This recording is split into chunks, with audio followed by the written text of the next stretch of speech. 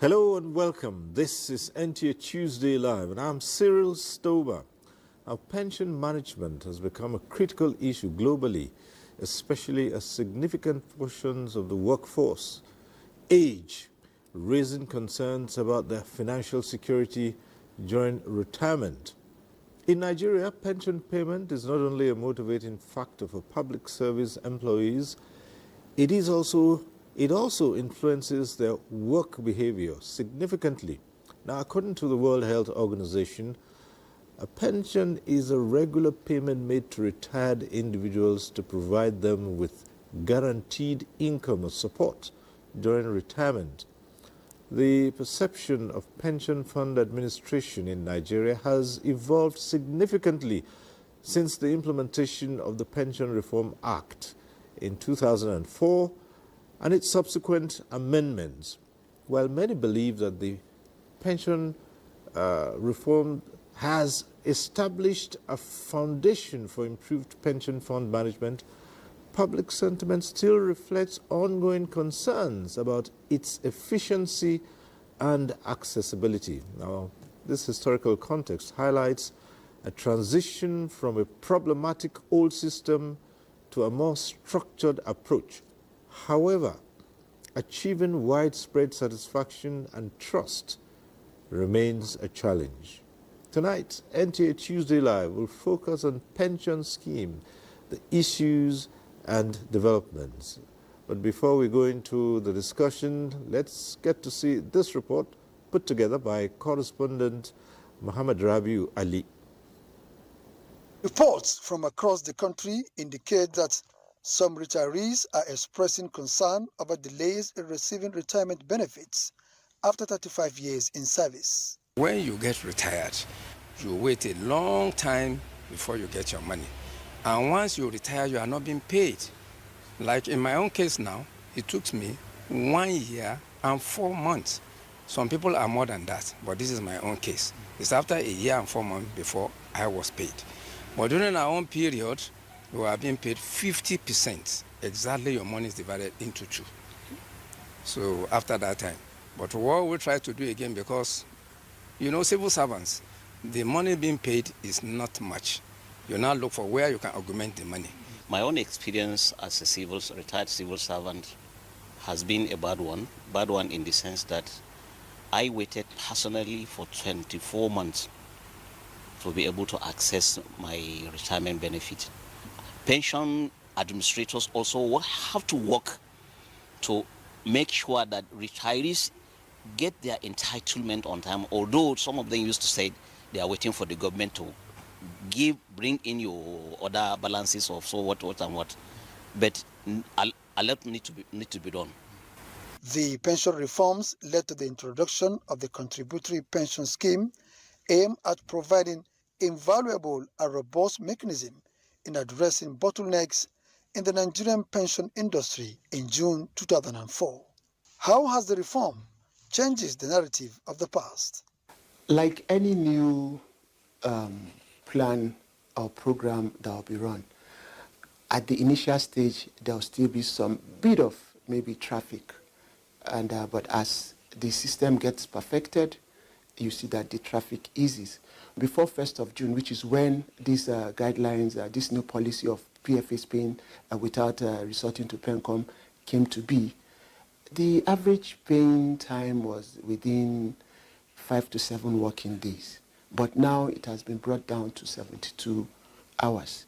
So all the processes are done within the PFA. And the beautiful thing about this is the customer does not need to start going to PENCOM to find out where is my application, when are you giving the approval, because from the PFA angle, every process, every step of that payment or accessing the benefit process it goes with the communication to the customer. Your application has been received, it has been processed to the bank, confirm with your bank for payment. So every step of this payment process now is within the PF. Even when PENCOM was handling it, we still had that. But now, because of the shortened time, it makes it easier and faster. The pension fund administrators are now at the liberty to pay retirees their benefits without approval of PENCOM, with a view to speeding up payment process. Yet retirees are in boss corner. We have like the federal government retirees whom we have received the federal government bond and accrued rights for those that retired as at May 2025. So for those that retired in June, June just ended last week, so we're expecting their funds any moment from now. So if their funds come in also, we'll process and pay them. So what it means now is the PFAs have to work faster and more efficiently to ensure that they can take care of payments quickly without delays coming up. Now, what is the details of 758 billion naira federal government bond approved to settle pension liabilities under contributory pension scheme? Delay in payment of benefits to Treasury-funded MDS retirees, and how far with the approval of monthly pension payments of 233,000 CPS retirees? All these answers will be provided by stakeholders on NTA Tuesday Live. That report sets the tone for tonight's discussion. Let me introduce our guests. We're here with Usman Musa, who is Director, Contributions and Bond Redemption Department of PENCOM. Thanks for being here.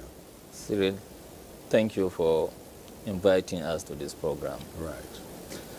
And good evening to the viewers, especially our compatriots, the workers and the retirees. Particularly the retirees would be interested in all of this. But let me also welcome to this program Oguche Aguda. He joins us from our Lagos studio. Oguche Aguda is the CEO, Pension Fund Operators Association of Nigeria. Thanks for joining us tonight.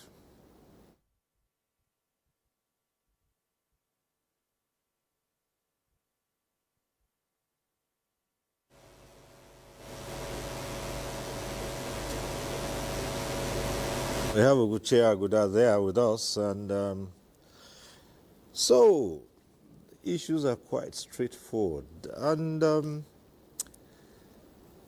image hasn't really changed, has it?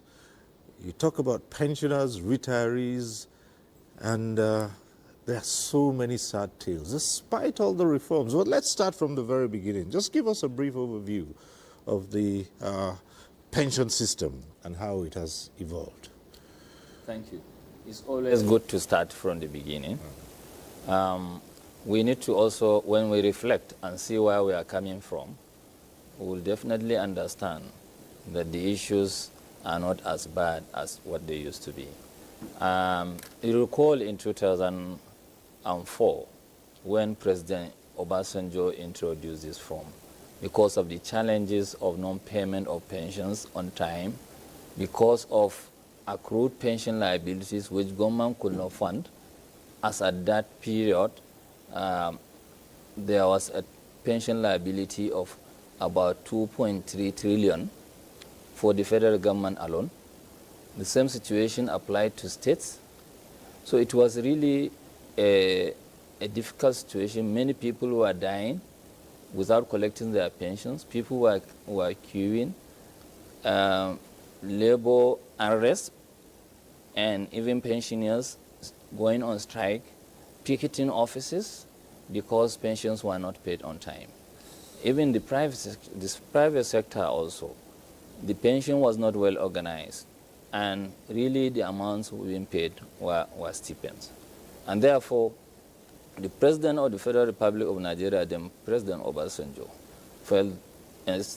set up a committee which recommended the establishment of the contributory pension scheme in Nigeria.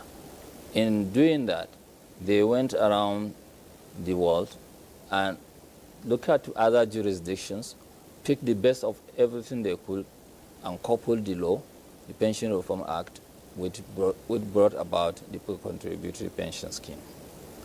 Now, the scheme commenced in 2004. However, those in the public sector were given exemptions, those that had 3 years to retire.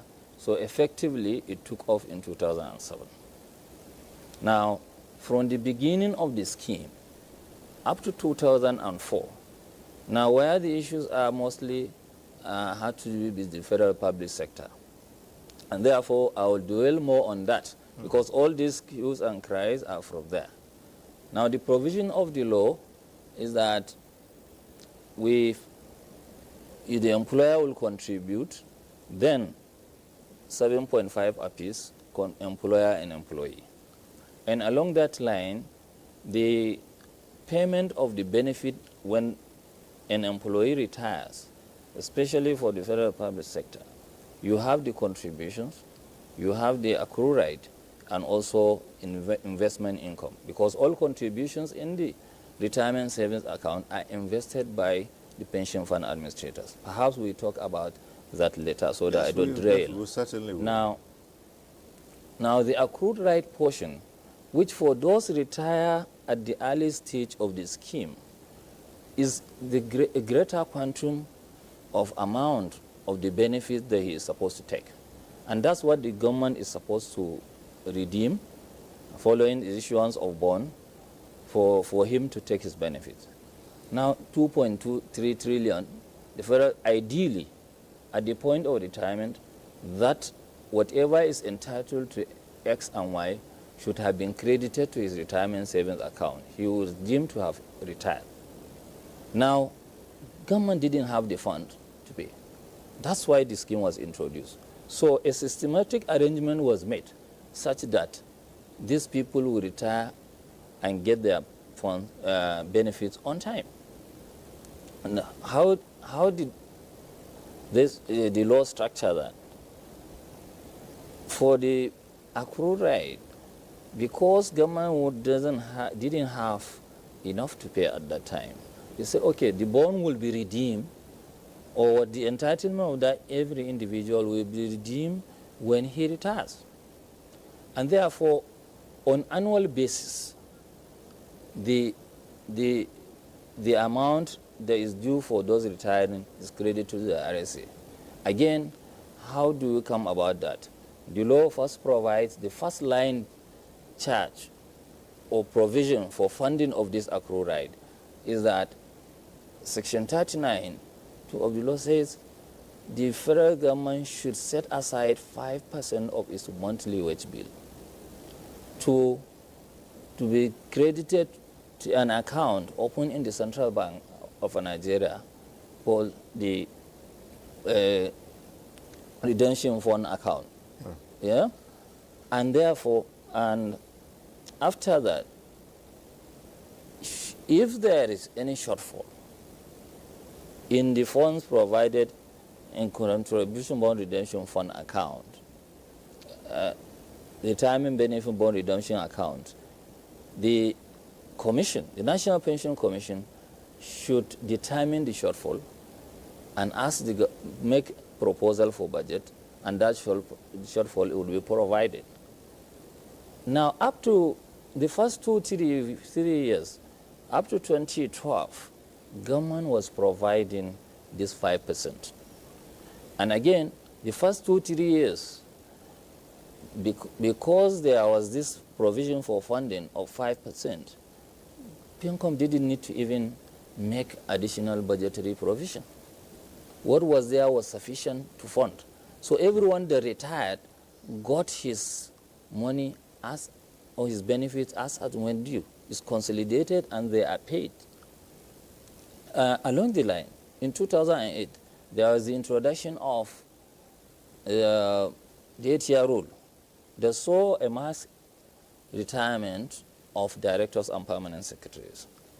That depleted the account, and therefore, for subsequent years, aside from the 5% redemption fund that is provided by government, the Commission used to make supplementary provision by budgeting and government approves.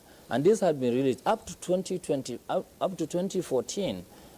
Pensions were paid as when due. However, in 2014, there was a budgetary cut. Right. And that was when the issues started happening. Now, the National Pension Commission would provide records, documents, figures, and attach the budget So whatever budgetary request is made by the Commission for payment of 100 people, if either the Budget Office or the National Assembly did not appropriate, somebody will not get his fund benefit on time. That was the beginning. However, that continued. They started having arrears between 4 to 6 months. It got up to 12 months at times. Along the line, President Buhari did some intervention. It came down to 6 months. It went back again. By the beginning of this year, it went up to as far as 20, 21 months. However, this has gone down based on recent developments. Okay. The government has taken the bull by the horns. They have addressed the structural imbalance that is causing this. So before the end of the year, in fact, as the other commentator has said, we have paid those that retired. Those that have done their documentation have been paid their pensions as at May 2025. Okay. We'll talk more on this if... All right. Easily two things come to mind in this whole matter. Yeah. First is the matter of the contributory pension scheme. I'm sure you must have heard people say that's one of the most evil schemes that have been introduced for federal civil servants. Well, we'll talk about that and what it has happened and why they so describe it as such. The second matter would be for those on this contributory pension scheme, why it is structured in a manner that they cannot get all of the money. They can only get part of it, and the question of when they stop getting paid. Now, these are issues, general issues that you hear being repeated over and over and over again. And then, of course, many questions for the pension fund administrators, which we'll, of course, put to Obuche Aguda, who is the CEO of the association. That's to deal with, what do you say, all these funds go into investments, and many pensioners will tell you that they have not received a dime from their PFAs, saying that what they have used their monies for has not generated anything. But how would you generally assess the contributory pension scheme for now? The contributory pension scheme is doing well. It's indeed doing very well in many fronts. You look at one perspective, but even at the federal government level, we must let me also first of all say that the President, Bola Ahmed Tinubu, must be appreciated for doing what he has done this year by approving that 750 billion naira bond should be raised, and already DMO is working on it, National Assembly is working on it. The moment the Assembly approves this is the largest quantum of funds that is being injected into the scheme. And in fact, in any pension payment. So the Ministry of Finance also, following the approval of the Federal Executive Council and the President, has now begun from January been releasing funds on monthly basis. That's why I said addressing the structural imbalance. Previously, the funding was through the service-wise vote. So when there was shortfall of revenue, we don't get funds. Now it's paid with salary, the pension contribution, and as well as the accrual rights. Now, going back to whether the scheme is doing well, yes, it's doing well. We have accumulated assets, pension funds assets worth 24 trillion now in this country. This is the largest asset base that we have in the country. Okay. Now, again, these funds are not just there. It has generated employment. It has generated sources of investment in the both private and public sector. The government these funds are also being invested in infrastructure. So it's bringing development. Okay. And now even the retirees that are complaining, I like you to understand, and the general public, that the federal government is just one employer. We have thousands, hundreds, thousands of employers. It just happened that the federal government is the largest employer of labor. And again, the introduction of this scheme was meant to bring about uniform pension arrangement in both the private and public sector. So therefore, those in the private sector are receiving their money as and when due. Even in the federal public sector, the self-funded agencies, they don't have issues of this accrual right. Their workers retire and collect their benefits the next month. Okay. All right, we'll return to that, and let's take some of these issues to do with the PFA through the association. And for that, we go over to our Lagos studio. Oguchi Aguda is there. He's CEO, Pension Fund Operators Association of Nigeria. Let's hear your take on the contributory pension scheme and the activities of the PFAs, whom you represent.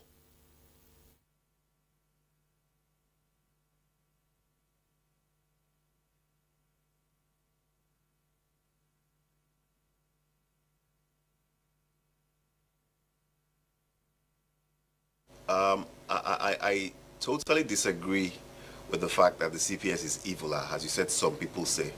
And with any scheme, different people look at it different ways. But if we look at it holistically, I always say I totally disagree with the fact that the CPS is evil, as you said, some way the pension industry is run in Nigeria.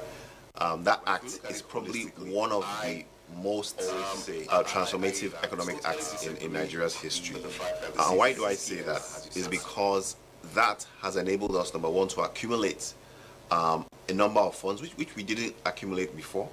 It has also enabled pensions to be done professionally. Before the CPS came, we had issues of pension boards, we had issues of people queuing for pensions, but we've been able to add professionalism to the way pensions are administered. And with that comes certainty, with that comes efficiency, with that comes transparency. And we've seen all of these things, the transparency, the efficiency which it has brought. Some people will argue about adequacy, but just like Mr. Musa expertly said, you don't hear that complaint from people in the private sector. You don't hear that from people who are at self-funded agencies. So pensions is a function of how much you earn, right? It's computed based on how much you earn. And based on the contributory pension scheme, those monies are invested. And if anyone who has been contributing since the scheme started in 2006 or 2007, they will realize that the amount that they have contributed is far less than the investment returns that they have gotten. So the pension funds have grown the money more than 100% for every contributor. And that's something we need to check, right? That's one level. The other level you spoke about, people wanting to have the full amount of money. The first thing I'd say is that, the amount of money in your RSA is inclusive of your contributions and the investment returns that have been gotten. So all the money there wasn't just your contributions, the investment returns that have been gotten over the years. And like I said, if you contributed since 2006, the money has more than doubled. So what happens in a country if you retire and all your money is given to you in your 60s and you live till 90, everybody wants to live long, and 70s the money is finished? What's happening is that the nation is going to be saddled with so many old people who need to fend for themselves and don't have anywhere to fend for themselves. Pensions is a system whereby you get money on a monthly or regular basis. It's not something you get in a lump sum, right? And there are so many things around that. If the system and the country was working very well, when you retire, when you're in your 60s, ideally, you should have gotten your house. Ideally, your kids should have finished from school. Ideally, you should be able to afford healthcare. When I ask pensioners, what do you need money for when you retire? They said, they need to send their kids to school, they need to pay their rent. So we need to look at this thing holistically, and in a way, it's as if the pension industry is being punished for being transparent or because other systems are not working. So I'll pause there for now and just engage. Yes. I'd like to stay a little longer with you. I like it when you use the term, you say ideally. Do you have an ideal society here?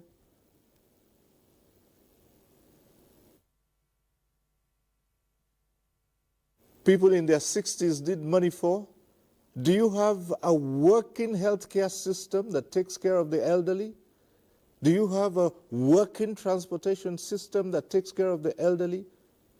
I mean, let's talk about that. Do you have a housing system that is taking care of the elderly? Because you just said ideally in your 60s you should own a home. I like to think of the percentage of 60 plus who own their own homes in this country. To ensure that all the systems of the country are working.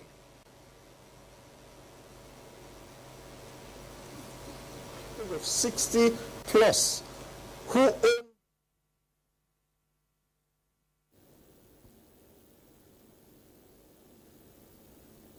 I seem to have a very long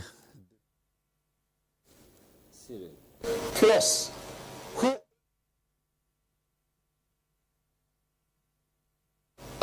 advocating for is to ensure that all the various sectors are working. To have a very long delay. Okay, I don't know whether you can hear me now. plus. It's raining in Lagos, so that might be one of the reasons why that there's a delay. There's a huge advocating for is to ensure that all the various sectors are working. To have a very long.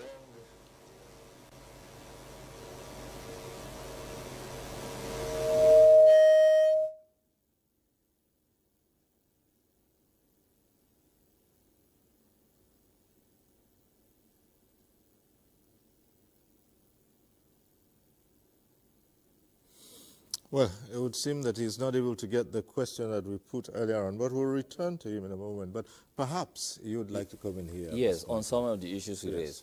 I'd like to take you back to your introduction. In the preamble, you said this contribution pension is fund that is provided for you to have a regular income at retirement. So really, people should not be talking about taking away the entire money. Because one is not a savings account, it's not an asusu, so it's fund that is deliberately kept for you to use at retirement. Secondly, now even, I will tell you, even in the government, even the federal public sector itself, you are talking about people not wanting to take 50%. Right. You see, it's a matter of, I think, enlightenment, the gap that is there.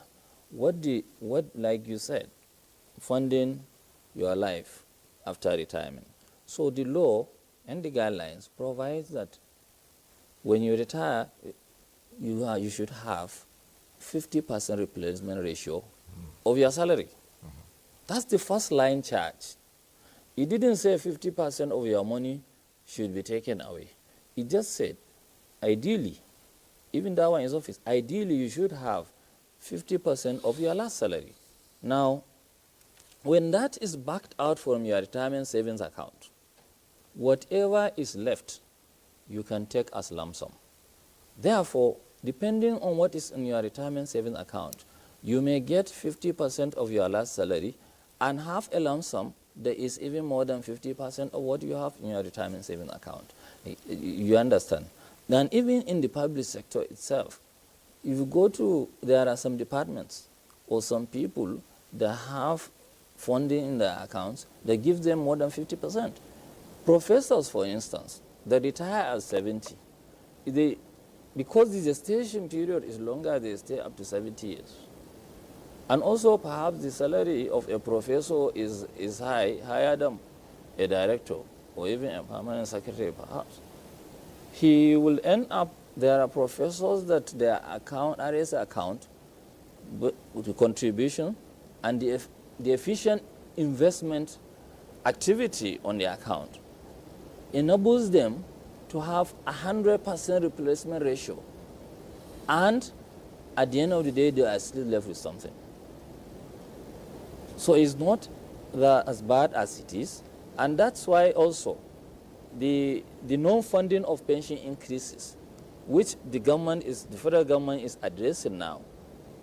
If this pension increases were released earlier, had it been that the 2.5% review of rate in 2014 was carried out as at that time, these people will not be taking these low pensions.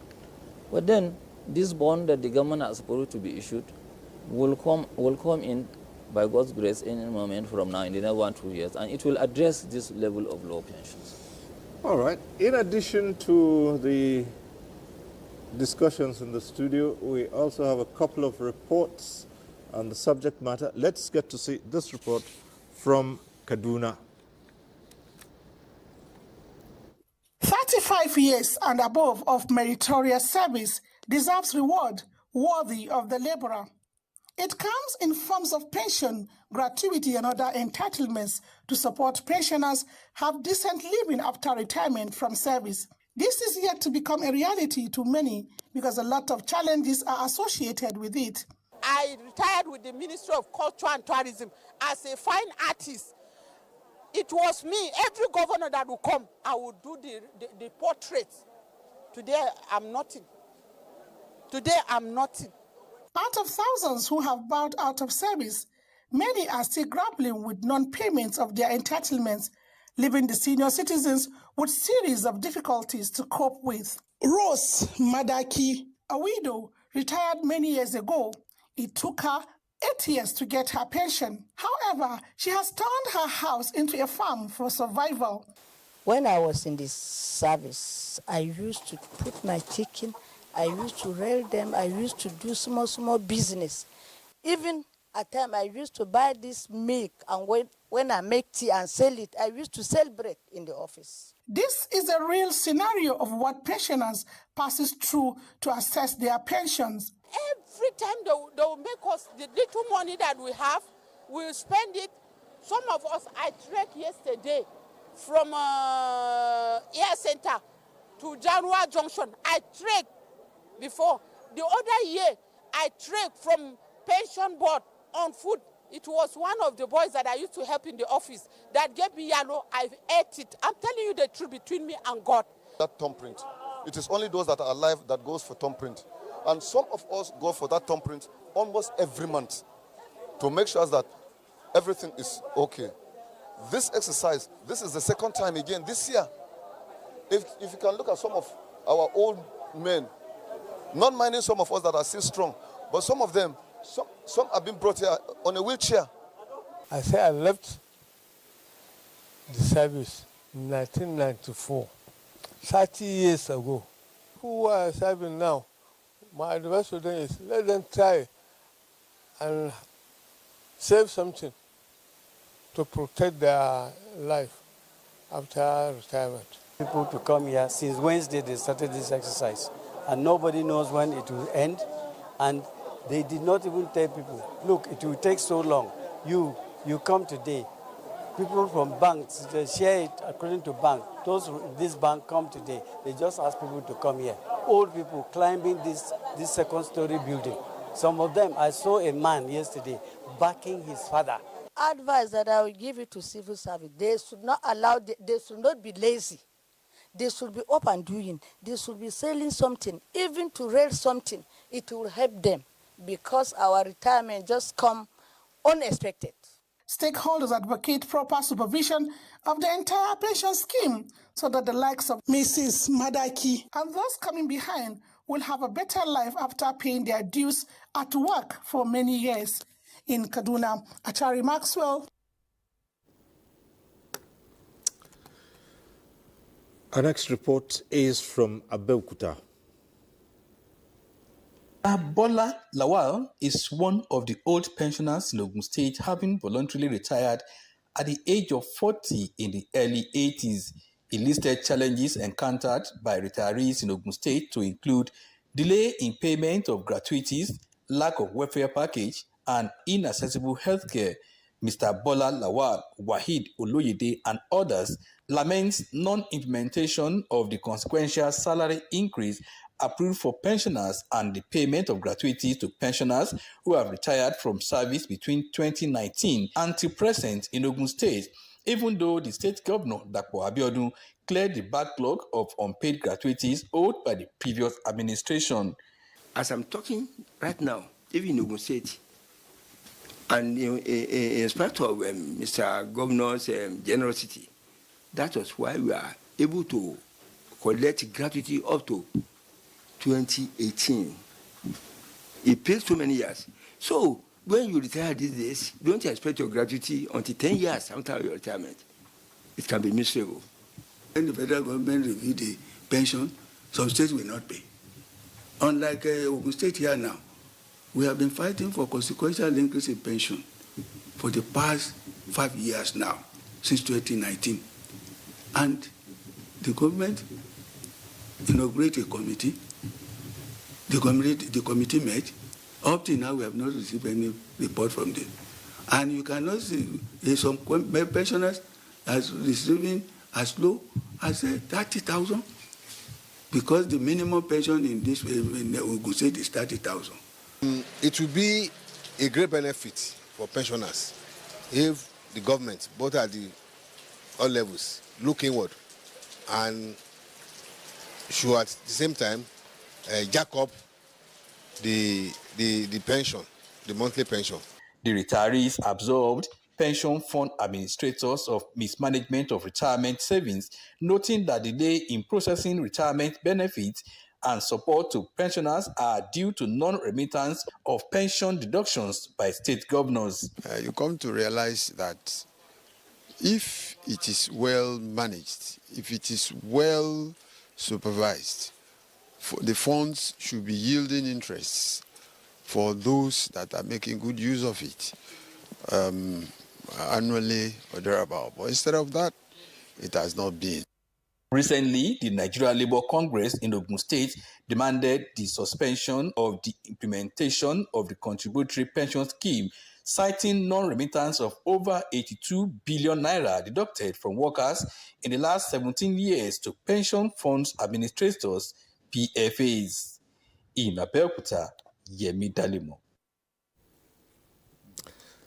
Let's return to our Lagos studio with Mr. Oguche Aguda, and hoping that you watched those last two reports, and from the issues we raised before, let me just ask this: when you see reports like this, and you see retirees like this speaking about their plight, and what comes to your mind? How do you think, how do you feel about that? Especially when we're talking about what you referred to as the ideal situation, wondering what people of such age would need money for.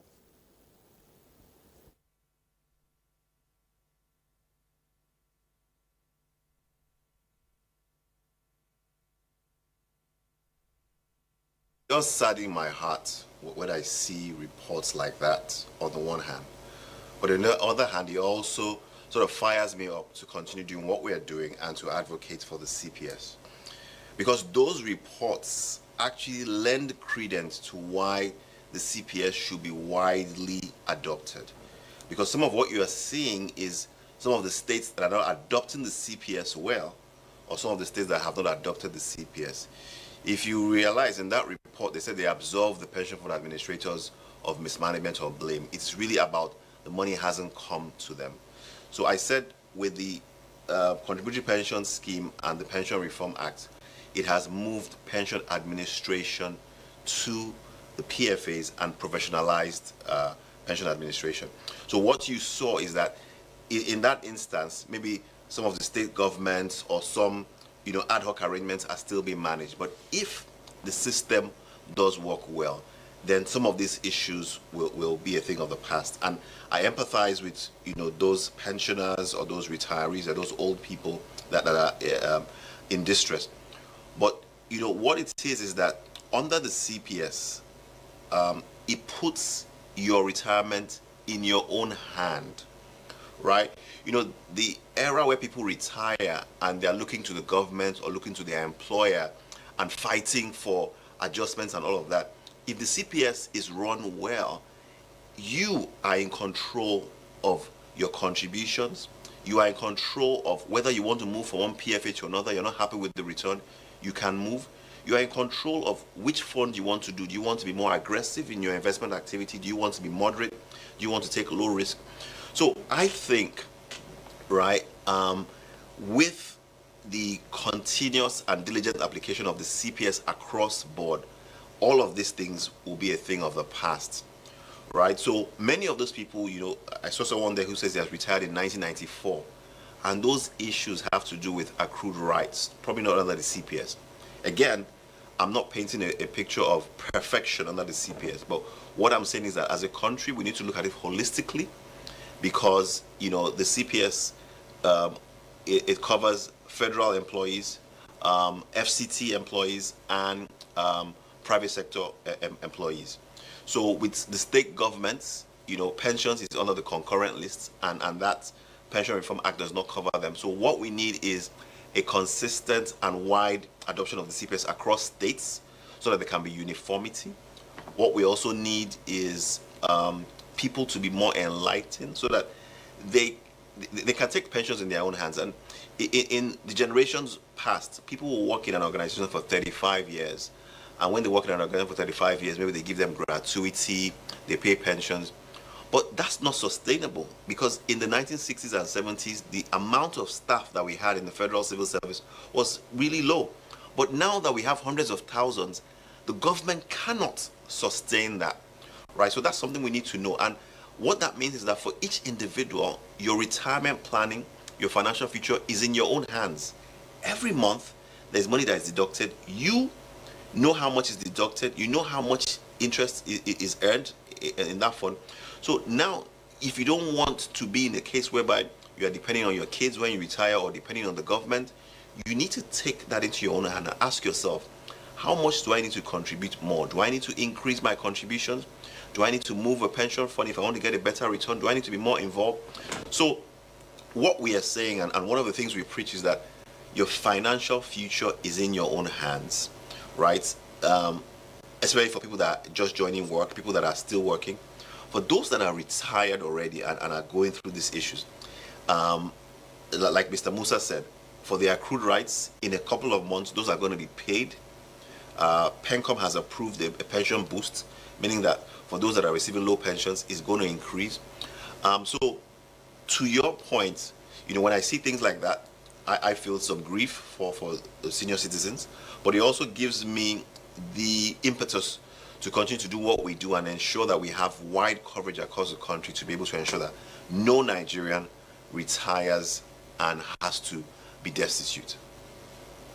All right, back here in the Abuja studio with the Director of Contributions and Bond Redemption Department. Are there any mechanisms in place to ensure that employers remit pension contributions promptly and consistently? Because in one of the reports there, we heard someone saying that, well, some employers don't remit. Yeah. There is a law, and everyone is expected to obey or comply with the law. So when people fail to comply, what happens? I'm getting there. The law provides that every employer should remit the employer-employee contributions 7 days of payment of the salary of the employee. And again, failure to do that attracts some penalty. The Commission and the PFS monitor the remittances. When this remittances.com, 1 month, 2 months, you draw the attention of the employer. We can, if there is a complaint, we do. There are returns we receive from the pension administrators.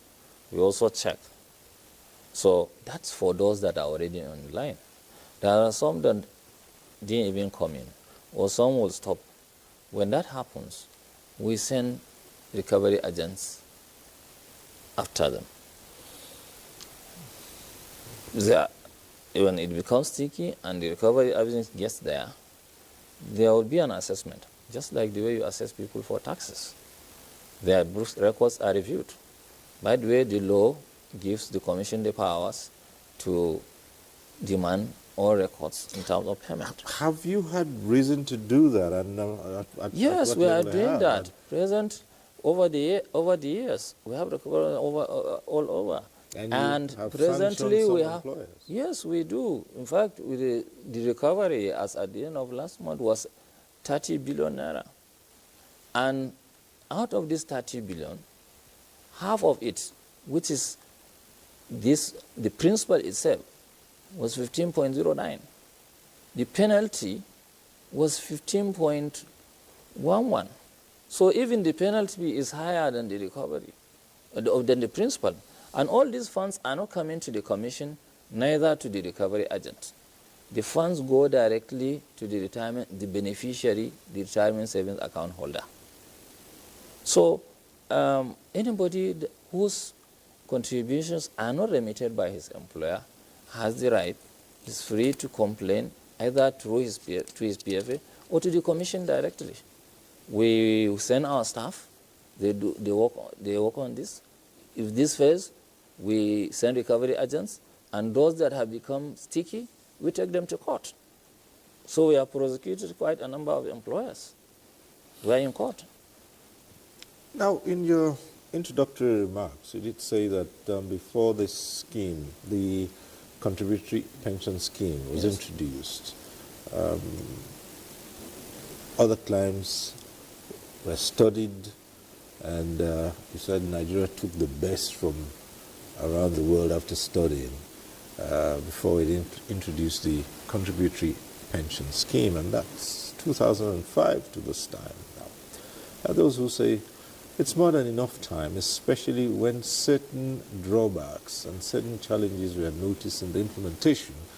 It's about time that a review took place. Society is dynamic, and one system introduced must constantly be reviewed to meet up with changing times. So is there talk about amending that Reform Act? And if there is, what are we looking at?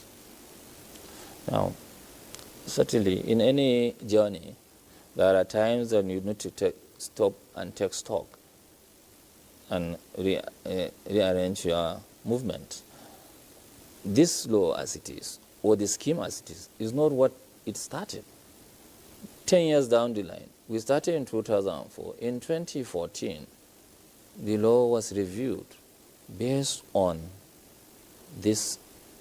some complaints and also new ideas and new focus. In the same manner, over time, where we see some pitfalls that need to be addressed, or new development that will enhance the efficiency of the scheme, that require amendment of the law, we will not hesitate to do that. Yes, we are thinking of the maybe areas of improvement that will require amendment of the law. So we will work with the National Assembly, and where there is need, in the areas where there is need for any amendment or reform or introduction of things or practices that will make life easier and better for the retiree, we will do that. The commission under the present leadership of the Ms. Omolola Oloraran has quite a number of initiatives, even before the review of the law. Internally, there are things we plan to come up with. When you are talking about health, I don't want to divulge so much on this, but we are even looking at areas of health scheme for the retirees. That's the one of our focus. So I think we need a little time again to sort out some of these issues, but I can assure you this scheme is doing well in terms of with the resources gathered, with what is happening. The area we have two places that we need to focus more on. The states and the area of perhaps the contributions in the federal service. But in terms of what I saw on the screen, these were continuation of the previous issues. Because the states are still, most of them have not adopted the scheme. So they are still undergoing that problem. So if we are not under the contributory pension scheme at the federal level, this is what you would have been seeing all over. I can tell you that because of the effectiveness of the scheme, some establishments that have even exited are trying to come back. And we'll see more of this before the end of the year. For the federal government, I need to bring this to limelight, that there is commitment on the part of various stakeholders. Having seen even just the delays, the various stakeholders, including the Minister of Finance himself, the Minister of National Budget and Planning, Debt Management Office, the Head of Service, the former Head of Service, Dr. Yemi Isan, spearheaded some of these things. We came together as a commission with the Head of Service to galvanize the stakeholders, the Accountant General, the Auditor General himself. At a time we were in a meeting, and that's what even brought about the 700 people. So we are putting the federal one behind, and I want to suggest that perhaps the state needs to be helped this way. Maybe there should be an arrangement between the federal government and the state, whereby the federal government can also raise a bond when the liabilities are determined by the states. Because of the cash crunch now, they will not be able to settle this backlog. A bond can be raised whereby through the federal government, and the state will be paying from their allocations. This will be used to defray the backlog and let them all come on the contributory pension scheme clean, so that we move on. Now, speaking of which, an association across the country has been formed, particularly for those who are on this contributory pension scheme. I'm sure you're aware of that. They have. Have they made representation? Because they have long lists of issues they have raised about the contributory pension scheme. Have you received representation from associations of retirees who are on the CPS? Yes. The National Pension Commission is an open organization. We are consultative in everything we do. So we are aware of this association, and whatever issues they bring, we address them. All right. One of the main issues that has been raised on the scheme, for instance, is under the old scheme, when there is an increase in minimum wage, there is a concurrent increase in pensions payable. That doesn't happen under the CPS. There are two forms of increases under the CPS. Right. You have an increase that purely comes out of the contributory pension scheme mechanism. When there is an investment income that surpasses the expected return, after some time, the beneficiary will have an pension increase. This is based on the performance of the retirement savings account. That's what Oguche referred to when he said the pension boost. We have done that 3 times. The commission had said we will be reviewing every 3 years. We are, as part of the reforms you are talking about, we are contemplating doing the review now annually. And only recently we did the 4th review. We gave BPF directives to review the RSS of all retirees, and those that have positive returns can get increase. And that about how much? From it's quite a quantum amount of over 300 to over 200 and something retirees. So that is what we are doing.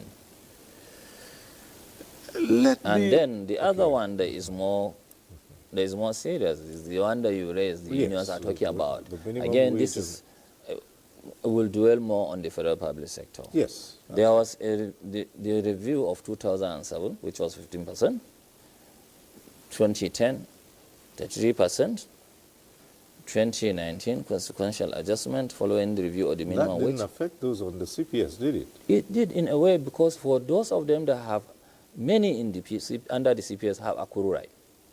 It's just that the employer, the federal government as an employer, did not redeem its role. So therefore, we are on our way.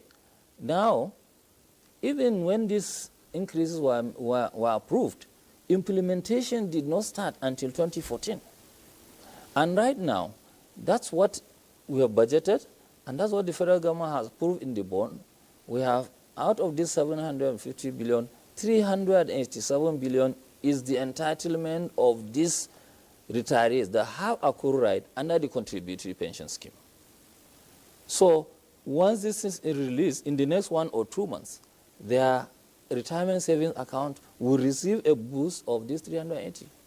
And even the police that are complaining of exiting, out of this 380 billion, about 100 billion is going to the police retirees. Well, the police say they have justification to exit because, after all, they see their colleagues who are in the military, they exited and they're doing better with their pensions. So how do you explain that? That's what we are saying now.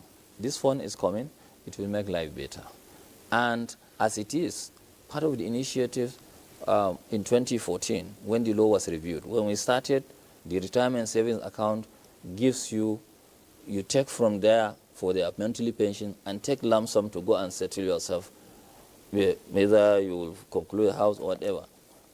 Now, the law in 2014 says, okay, the employer can pay additional benefits outside what he has contributed earlier.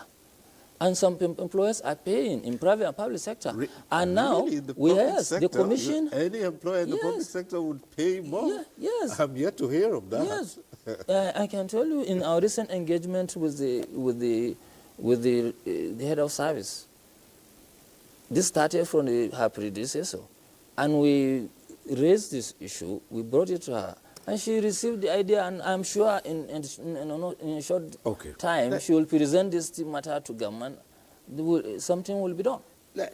Because what is not much they need. If you are to pay gratuity for all the entire federal workers, when we did our statistics, for those that retire last year, you only need about 30 billion. For the federal government to allow somebody to go with 100% of his last salary is something. By the time they get this, it will change the narrative. Okay. We'll take a short break here. When we return, we'll put this same issue to Mr.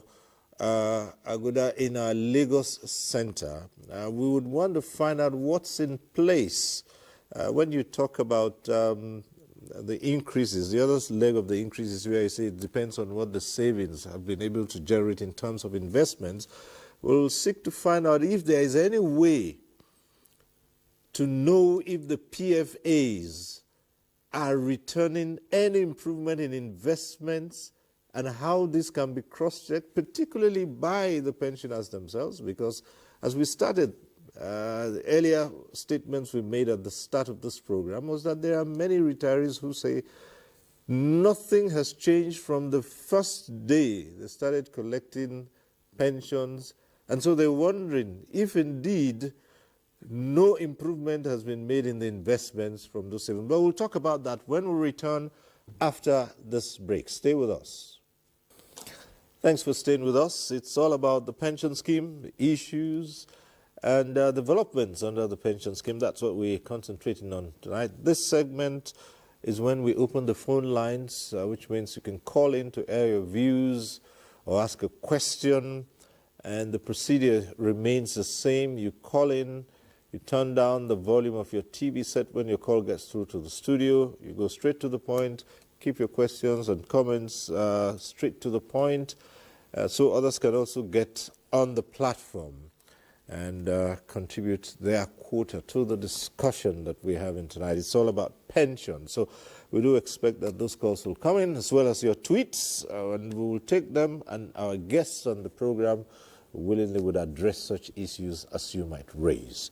We'll start off by returning to Lagos. I did say before the break that we'll take the same issues to Our guest in Lagos, the CEO of the Pension Fund Operators Association of Nigeria, hoping that he heard what we said before the break, and I'll just go straight to him to respond to those issues right away. Thank you.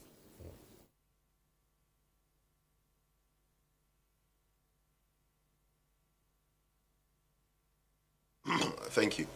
So one of the key activities of pension funds administrators is investments of the pension funds. So when those contributions are made on a monthly basis, the pension fund administrators, they invest in various instruments based on the investment guidelines that the regulator has set out. And their key aim is to ensure, they ensure profitability, they ensure safety, and they ensure liquidity. So those are the three key things that they always do in their investment activities. And they monitor the market. That's what they are paid for, to ensure that they are able to get high returns for their pensioners. And because of the pooling effect that the pension fund administrators have, because they have large funds, they're able to get better deals and better rates than the individuals themselves would have gotten. So what happens is that the pension funds, they deliver better returns than the average market, right? And they typically are meant to deliver returns higher than inflation. Over the last 5 years or so, we've had galloping inflation in the country, and the pension fund administrators have not been able to beat inflation. However, if you are investing your pensions, and pensions are long-term, over time, it should beat inflation, because there's what we call the compounding effect. And what that means is that when you invest, say for a particular year, and for sake of argument, you make 10% in 1 year, that 10% is added to the principal and invested again, and the investment return is going to be added again. So it's compounding. So what happens is that over time, we beat inflation. So, and that money, the returns, is going back to the RSA holder, going back to the contributor. So what happens is that if the money is coming every month, being contributed and invested, it will grow. And I think one of the issues is the issue of education, enlightenment, and perhaps we need to do more, which is what we are also doing and what we commit to do, is for people to check, the statements. And PENCOM specifies a model by which statements are meant to be given to RSA holders. It will show you how much you have contributed, your employer, and you how much you've contributed. It will show you how much increase has been gotten through the pension fund, and you can see the Naira amount. You can also see the returns in terms of whether it's monthly or annual returns on the PFA's website and on PENCOM's website. But the industry is now moving to a 3-year rolling average return as opposed to monthly or annual returns, because pensions are typically long-term investment. And if your returns are not much in year one, it's not a reason to panic, because the money is with the pension funds for a while. So it will look at over 3 years. So in summary, your question, the pension funds, that's what they do every day. They wake up in the morning trying to see how they can ensure that your assets are growing and it's safe. So they invest in various instruments, whether it's through bonds, whether federal government, state government bonds, if they're eligible, or corporate bonds. They invest in the equity market. They invest placements with banks. So various investments, and their goal is to ensure that by the size of the assets they manage, get the best returns for contributors. Which brings us to the question of how will the RSA holder know the volume? You said there are guidelines by PENCOM. We should probably ask the director here what those guidelines are and just how many people are aware of those, because it seems that a lot of things can go on behind the scenes and people are not just aware. Otherwise, I can say for certain that there would be so many people who would be keeping an eagle eye on how their investments are performing. But that doesn't seem to be the case.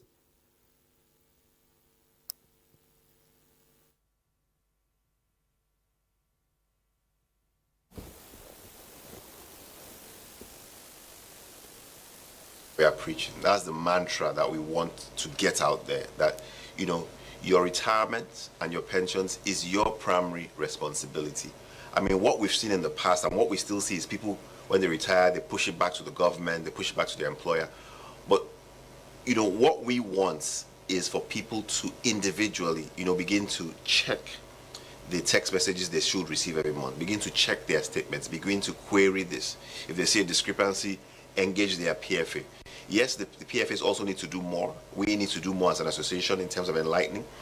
But, you know, this moves pension enlightenment to the table of the RSA holders, the contributors. And like you said, people are not aware, but people are also aware.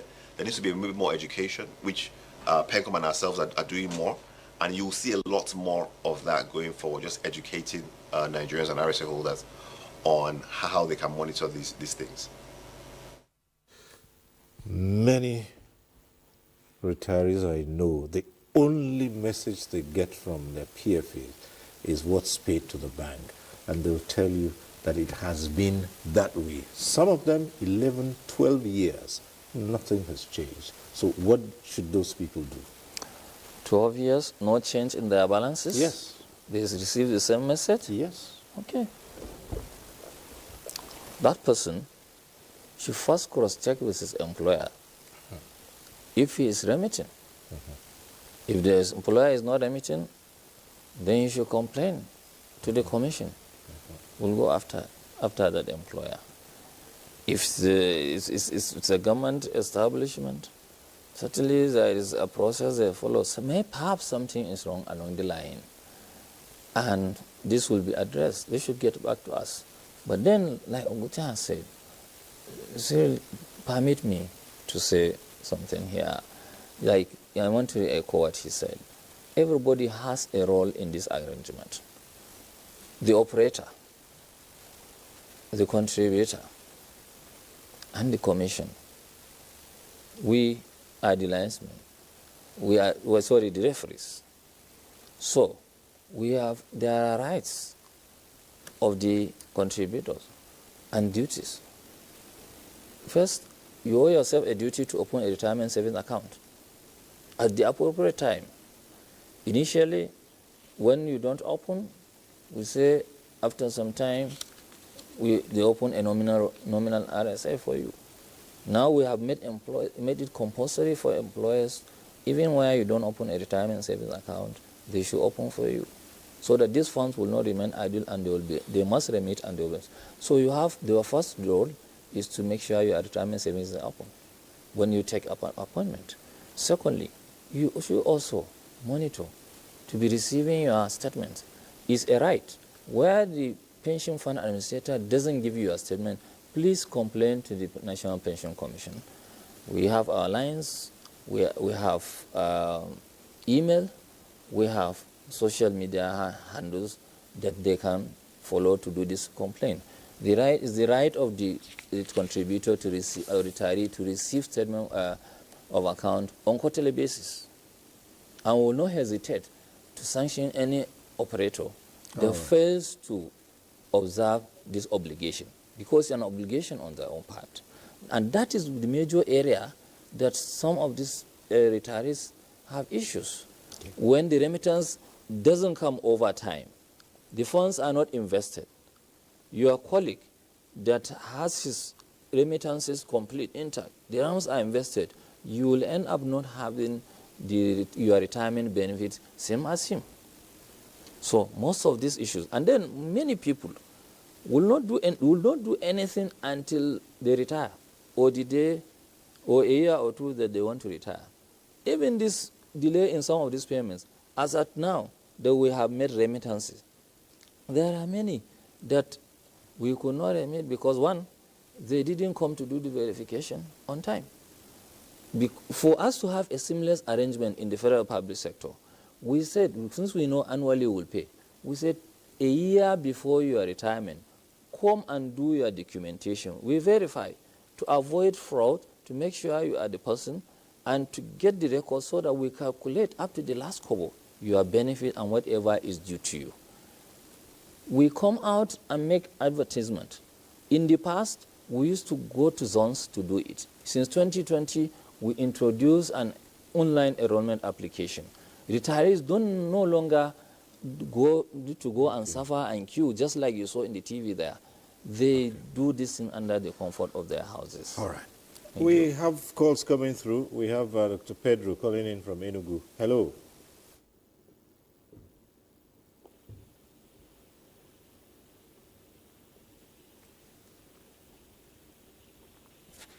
Hello, Dr. Pedro. If you're there, go ahead with a question or comment. We're waiting. Good evening, Sril. Good evening. Thank you. Good evening, Nigerians, and good evening, Sril. Good evening. Go ahead.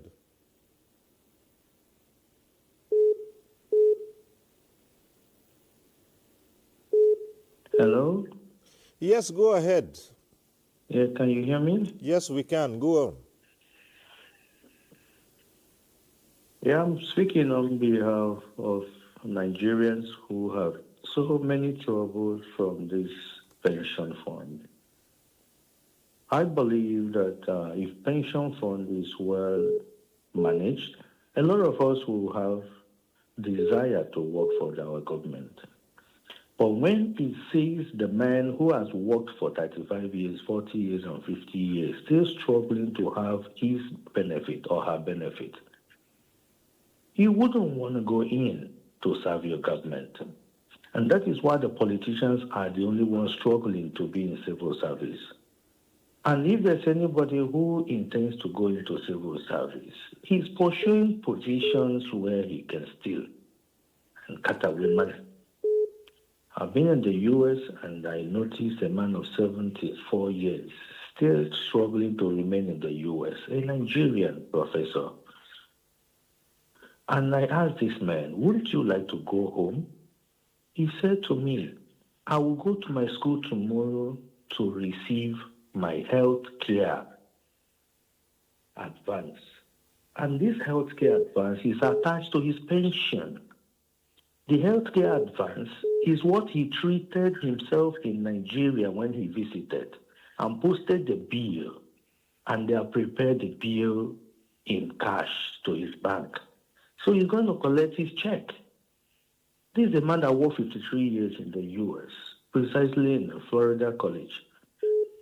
So I also wish to speak to the man from Lagos studio. Thank you. You're a young man, and I wish your strength can save Nigeria from a lot of trouble. We should not invest the money in the banks. We should invest the money in agriculture to provide jobs.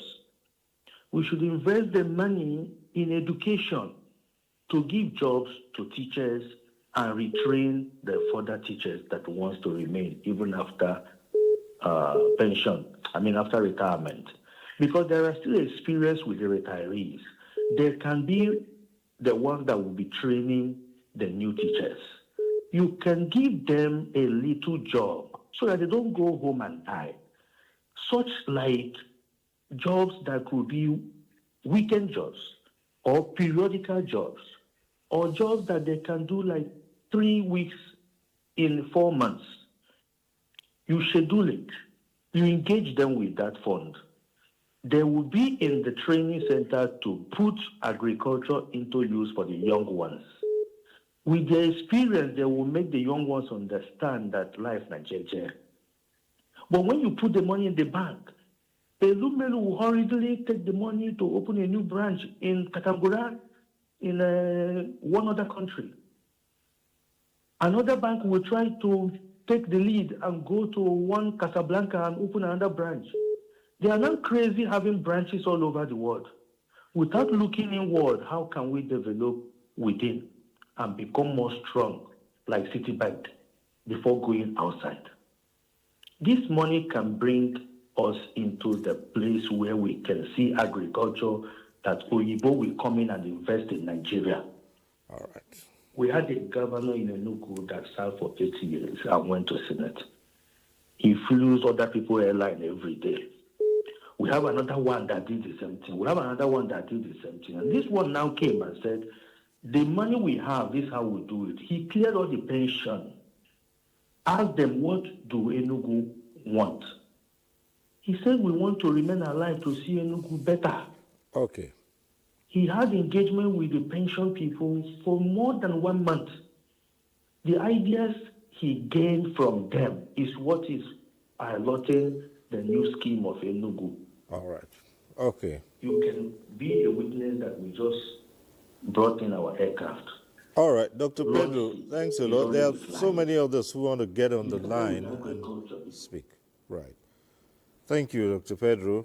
There are so many others who also want to get on, willing to air their views and ask questions on the matter. So thank you for calling in. I'm sure that our guests will respond appropriately. Just going to the tweets now, we have a tweet here from Ifoma. This is at Ifoma, who says, pensioners in rural areas hardly get updates. How is the system ensuring inclusiveness for retirees in remote communities? That is the tweet from at Ifoma. And so,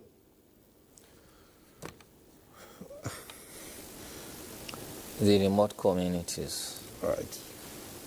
That's where they work.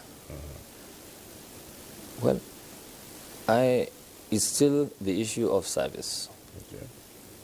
If there is no communication, or there is what they are entitled to is remittance statements, like I said, quarterly. If this doesn't come, they can complain. And I don't think there is anywhere now that we don't have. Most of these telecoms has covered the greater part of this country. So we are even targeting the rural areas, because that is where the larger portion of the population is residing. And those of them and those in the urban areas that are not in formal employment, we are driving the micro pension plan and revamping it to make sure we cover everybody. But where you have a relationship with an operator and he doesn't deliver, please escalate to the commission.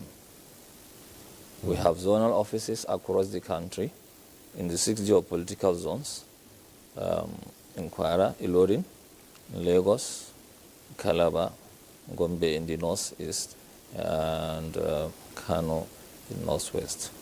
So we have moved some offices closer to the people, but if there are issues, please, through these multiple channels. They can also write letters, and we'll follow up. All right, there's another tweet from Sipu Queen, and says, why does it take so long for verification exercises? Is it not possible to digitalize the pensioners' database for faster processing? Yeah, perhaps maybe the person is not well informed. Like I mentioned earlier, for those that we enroll them a year before, and we have introduced an online enrollment application. We are also revamping, upgrading that application, which we hope to deploy by next month. Again, the Commission is enhancing its own IT assets such that there will be more efficiency, and the issue of integrating even the Commission's activities or services with that of the PFS. When that is done, we will get to where she's looking at. But at any point in time, even the IT is garbage in, garbage out. Everybody has to play his role. The person that is supposed to retire needs to notify his RSA. He can start the process 6 months before the time. That's the arrangement we made. And we also go out to enlighten people, this is what you should do. Some even retire and leave the country for years. They will not come back and take their benefits. So we will continue to engage, and we're also working on the PFS. We will enhance the efficiency of the system we use, and things will be better by God's grace. All right. And we have at Obasi says, as a retiree, I can't access housing loans or healthcare easily. Are there specific welfare packages for aged pensioners in Nigeria? Yeah, primarily the scheme is meant to pay out pension. And however, based on some of these calls, in 2014, the law was reviewed that you have been contributing, like you said, maybe you will not have enough to build a house before you retire, and therefore the commission made provision that you can access up to 25% of your saving in the retirement savings account, and to pay part of your mortgage. That way, many have been coming and we have been processing. The proviso is that at least you must have contributed for 60 months. Health, it was not there, is not there quite okay. Even in some other, very few jurisdictions do it, but right now we are having a thought. Like I told you, the leadership of the commission, the DG, has been working on this, and hopefully very soon the retirees will hear from us. All right. Let's get to the phones again. We have Lawrence from Akwa Ibom. Lawrence calling in from Akwa Ibom. Hello, Lawrence. Go ahead.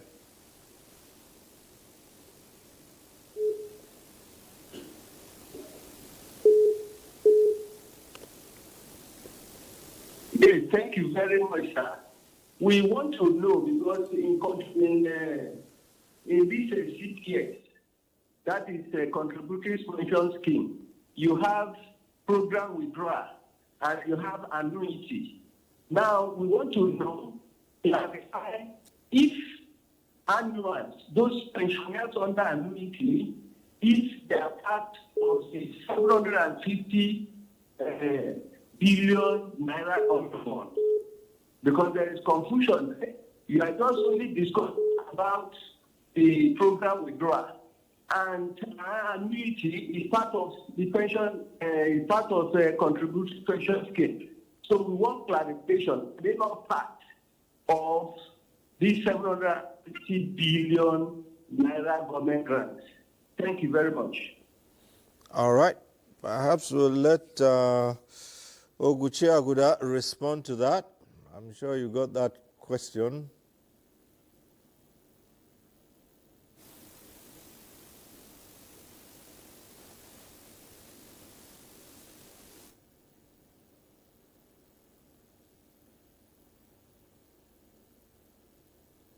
Is more apt for PENCOM to respond to that. So I'll throw it back to Mr. Musa at your studios.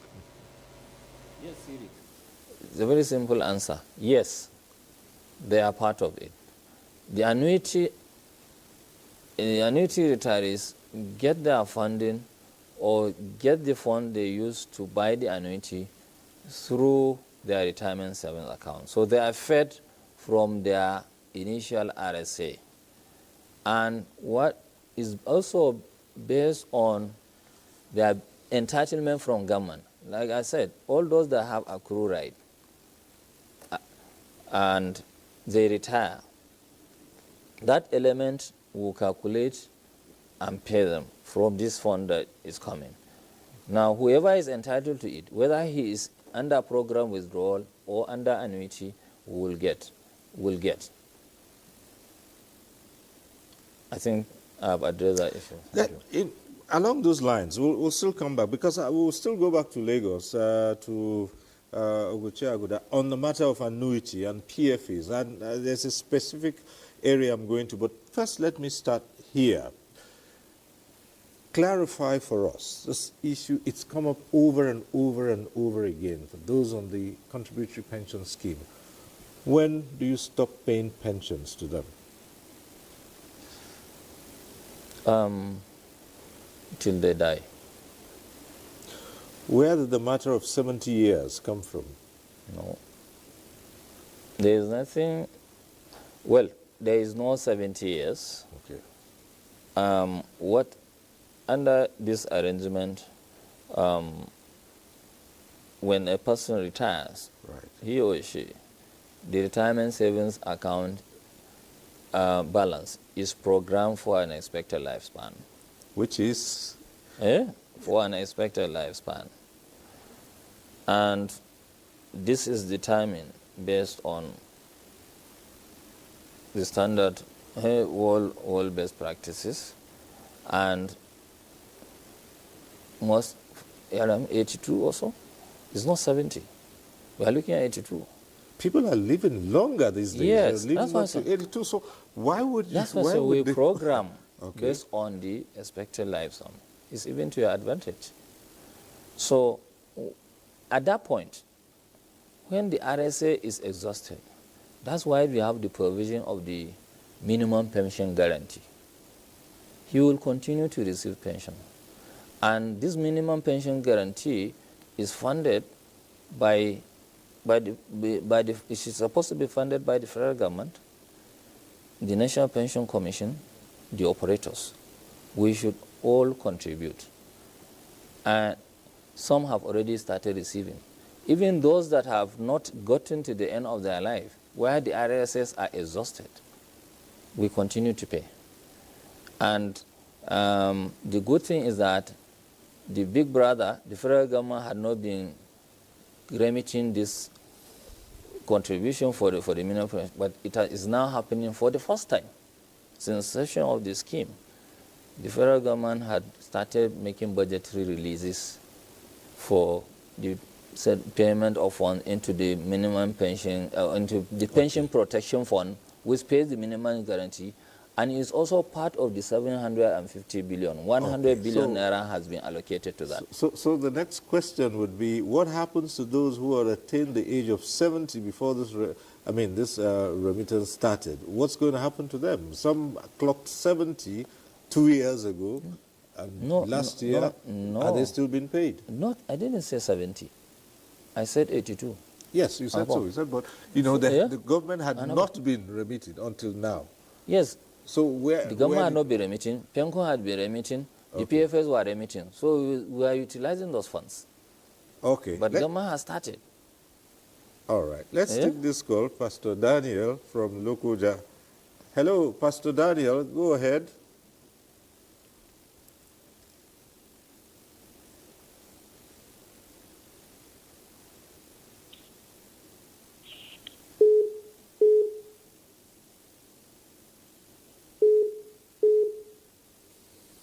Yeah, hello, good evening.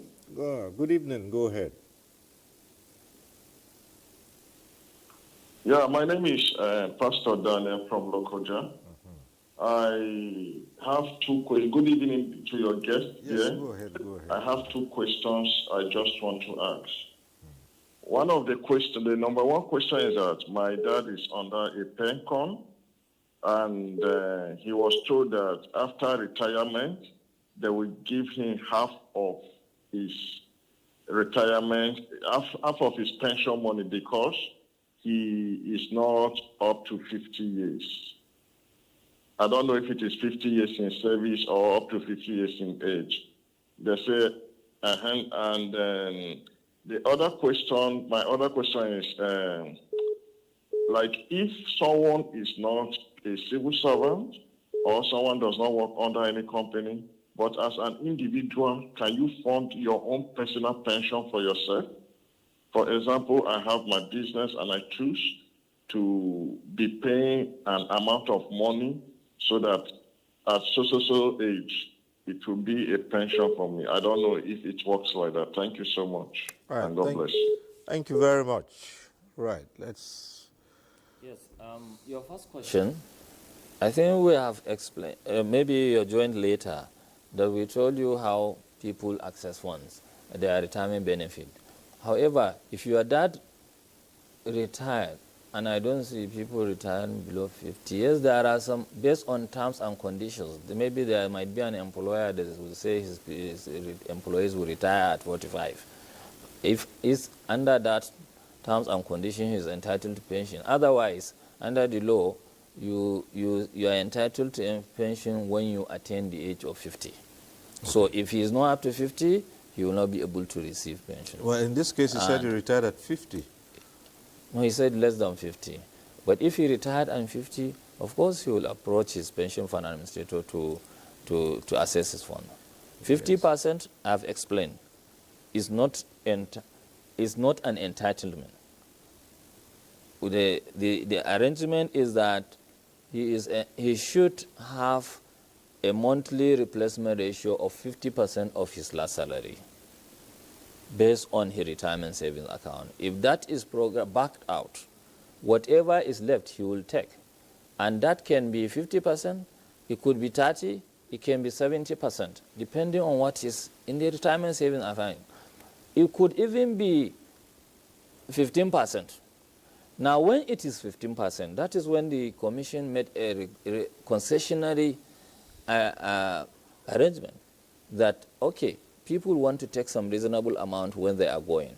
So where the performance, where the account does not have adequate saving, they will give him 50% of his last pay and give him a lump sum that is above 25%. We guaranteed, we said the PFA should pay him 25% of the balance in the retirement savings account and program the balance. So in that instance, he will not be able to be getting up to 50% of his last salary. All right.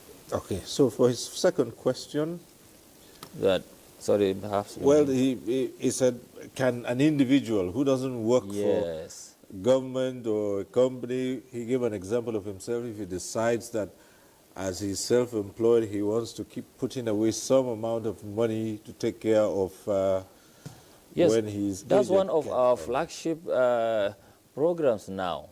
We have a whole department that we established, the micro-pension department, which was launched in 2019. And many have open retirement savings accounts.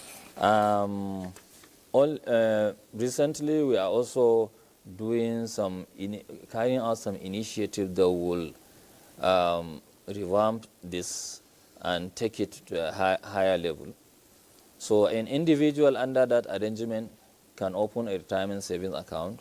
Those that have employees, companies, organizations, small organizations that have less than 3 persons can open retirement savings account for their employees, or the employees themselves can open. Professionals is not only for the lowly. Even professionals who are self-employed also come under this arrangement. And that sector, and that's what the sector that we are focusing on to grow the contributory pension scheme, because you have the larger percentage of the population under that category. Okay. Back to the phones, we have Umar Anachi from Birnin Kabi. Hello, Umar, go ahead.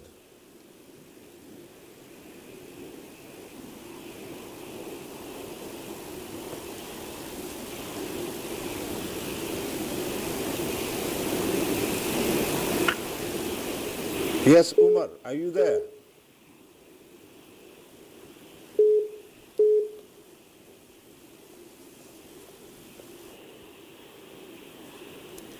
Umar Anache from Birnin Kabi, are you still there?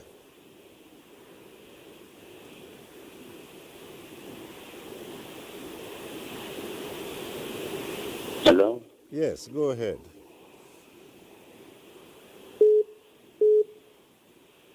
Hello? Go ahead, Umar, you're on.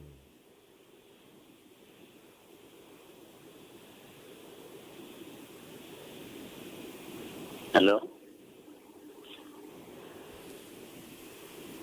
Yes, Umar, if you're there, just go ahead. We can hear you. Just go ahead with the question or Hello, comment. Ciro, if you can hear me. Yes, My name go is ahead. Umar, Go ahead. Look, go ahead. Greeting to your guest there. My first question is, what is the difference between pension and gratuity? And the second question is that, has the contributory pension scheme expunged the issue of gratuity? I want him to shed more light on that issue. Then my last question is that my father retired for the past 3 years. He was not able to access his contribution from the local government account. He is a primary school teacher. What could be the reason for that? May God continue to bless our country. Thank you. Right, thank you very much, Umar. So, issue straightforward here. I start with the last question. Okay. This is a local government retired employee who retired. Perhaps the state is not implementing the contributory pension scheme, so he doesn't have any saving to take. He is all depending on when the government budgets and release funds. And most of these state governments have arrears of gratuity and pensions. So perhaps Nigerians will appeal to the state governors to come back to the table. Let's focus on, let's all imbibe the contributory pension scheme. Lagos is a very good example of a success story. At a time, they are doing better even than the federal government. So there are quite a number of state governments. Kaduna started, but I think there are some changes along the way. So it's a matter that needs to be looked at. Recall, Cyril, in 2006, even though it's a federal law, and because pension is under the concurrent list, the buy-in of the state governments was sought. The commission made a presentation to the Federal National Council of State. And at that meeting, all the states agreed to implement the contributory pension scheme. And some started, many had even passed the laws. They didn't see it through. Some will start and abandon it halfway. So it's important, and it has not helped them. Things are getting more and more sticky. So it's important we all come back to the mainstream and find if there are issues, find a way of sorting it. Whatever they do, aside from the regular law, they tailor their laws to their own peculiarity on how they can afford and how they want to do it. We only bring their law and domesticate it in a review and work with them. And we also have supervisory role when they come under the scheme. All right. Thank you. you. That's for his last question. But the first question wants you to define what pension is and gratuity. Pension is what you receive on a regular basis as replacement to your salary at retirement. It could be monthly, it could be quarterly. Gratuity, as we used to call it, is when you are leaving, the employer says, defines, in the defined benefit scheme, you will say you will go with X amount as your gratuity. In the whole arrangement is graduated. When you serve from 5 years to 35 years, you start gratuity from 5 years. After another, it's incremental, and the final amount is determined. Now, when this scheme came, it's not that it abolished the gratuity per se. The whole arrangement was that the employer and employee have come together to make a common arrangement such that this person, when he retires, he will have a stream of income on a regular basis. And as you said, employer bring your contribution. It could be 10%, 5%. The employer can elect even to pay all your contributions. In this 10%, the employer can pay the whole 18. You can pay more than that. Now, when you do that, at the end of the day, you go and manage, the PFA is managing these funds. You are getting more investment. It's pay as you go. So when you leave, you just go and face your life with what you have.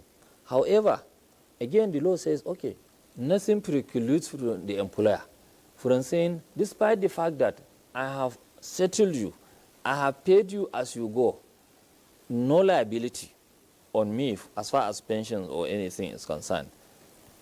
The employer can elect to say, hi Cyril, you are, all of you that have served for 10 years, when you are going, I will give you 50% of your last say. I can give you 200%. So the employer, depending on affordability, this is at the discretion of the employer and negotiation between the employer and the employee. So it's not abolished. And it doesn't have to be called gratuity. You can call it end of service benefit. You can call it golden handshake. You can call it any name. What matters is that you have something to go with at the end of the day. All right. There is a tweet here from Fiku Koliusho at Fiku Koliusho. Is there a regional disparity in pension disbursement? Niger Delta retirees say they face longer days.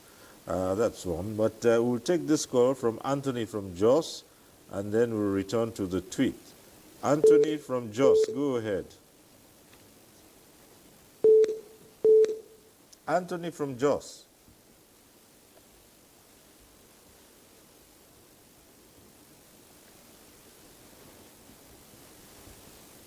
Hello.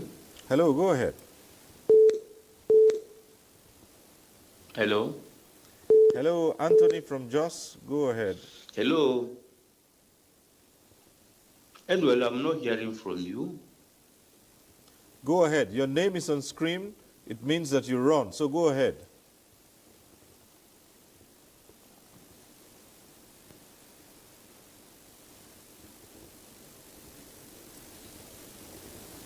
All right. So let's return to the tweet. It says, at Fikun Koliusho, is there a regional disparity in pension disbursement? Niger Delta retirees say they face longer days.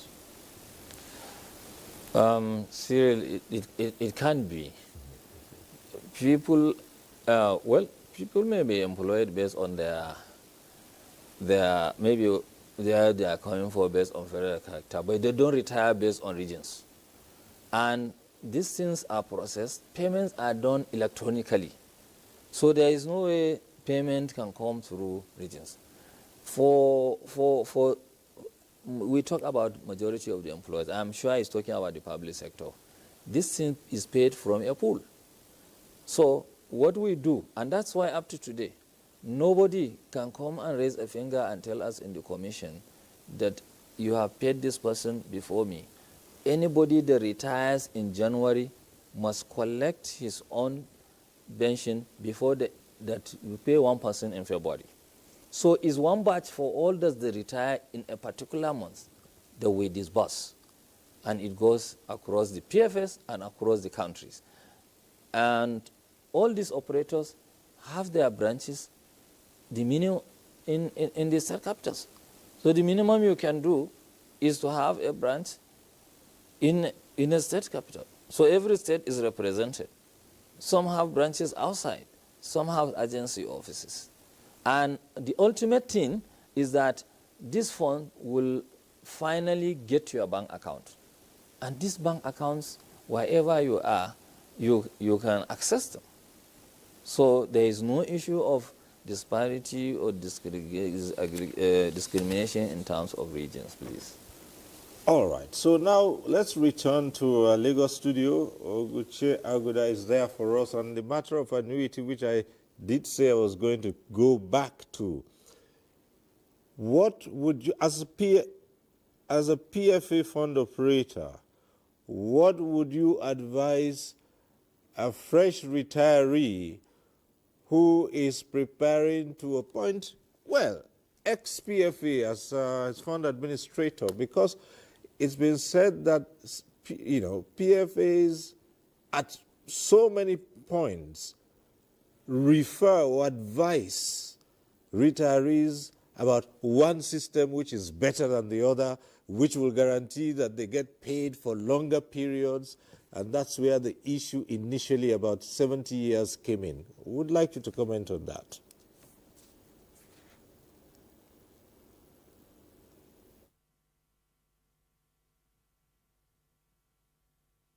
Would expect PFAs will obviously advise retirees to stay with them, because if you program your retirement, you're going to be paid through the PFA. You're going to remain with the PFA. If you go to annuity, you go to our brothers in the insurance industry. So I think what we will advise, retirees is to do their own independent checks, to cross-check the facts, to find out from people who have gone ahead of them, right? Because there's a lot of emotions, a lot of selling, but so let me be diplomatic and say that, I'll ask retirees to cross-check their facts, do their independent checks, but also to say that the PFA will definitely want you to stay with them. And,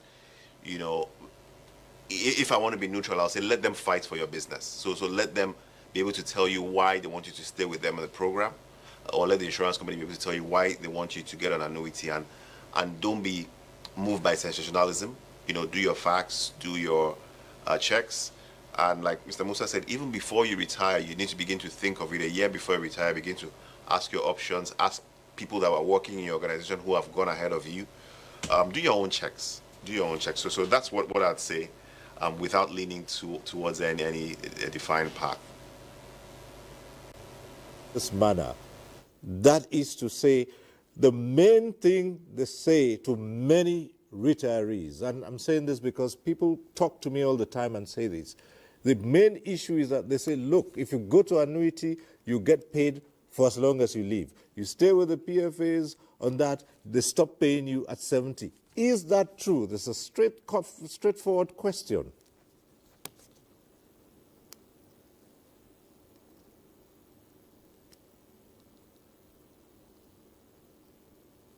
Musa tried to address that in terms of the program withdrawal. You are programmed up to a particular number of years. But if you are still alive and the payment stops, then the minimum pension guarantee kicks in, right? So there's provision for that to happen. And there are pros and there are cons. For instance, recently, like I said, PENCOM started the pension boost. And what happens is that retirees under program withdrawal who used to collect about 8.3 billion monthly, that amount has been moved to about 11.9 billion. That's about a 40% increase.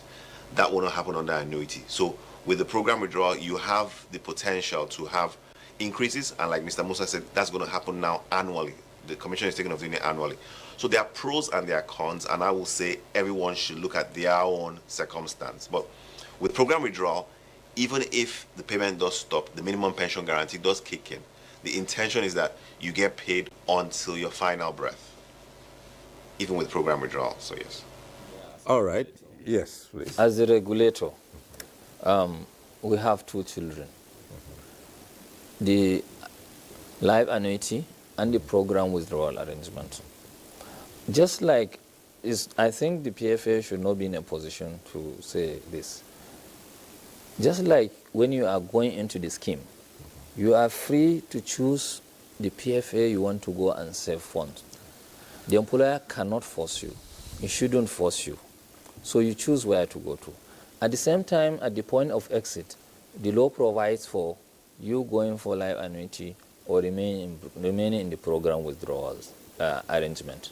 So it's the choice of the retiree. It's not the PFA. The PFA cannot force you to stay back. Just as the way the PFA is saying, stay back, the man out there on the annuity sign is saying, leave the PFA and come. And the PFA has even the funds in his hands.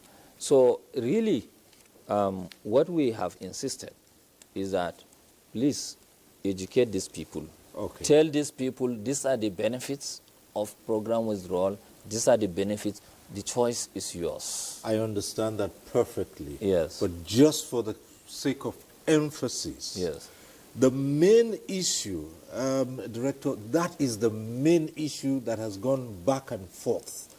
And people who are about retiring or who have just retired would like to know in straightforward terms. Yes, you've tried to explain it, but you have been also very diplomatic. Maybe we should just, as they say, call it spade a spade. Is it true that when you retire, and you're under the contributory pension scheme with a PFA, that once you attain the age of 70, you stop receiving pensions. Is that true? It's not true, and I've explained to you. All right, that's it. So that's all. I think that takes care of it. Yeah. People can look at other issues and try and people need to pay attention. Yeah. We need to do a lot of enlightenment. Right. We have been doing that on yearly basis. The commission goes out. The PFS also go out. So I don't know why we have. But we are increasing the communication. Yes, perhaps you know it's costly. As a professional, Yes. you know what it means to handle 200. Yes, but perhaps you 200. need to step up the enlightenment. We are. It's one of our focus. Because if you look around, and I am sure you must have heard this quite a lot. If you look around, that's why even as a regulator, we say if we see anybody demarketing the other person, we'll penalize him. Exactly. If you bring evidence, we will not hesitate to sanction the PFA or go through NICOM and sanction the insurance company. Well, that's okay. Well, we just have about a couple of minutes to go. This question, I'd rather put it to Aguda, since he is in the private sector, and he would be in a better position to comment on this rather than one in the public sector. And it's straightforward. It's just the argument. Yes, we know everything about, the pension contributory scheme is just the amount that you have contributed. That is what determines it. But really today, if I were to ask you, does the pension really take any retiree anywhere, given what inflation is today?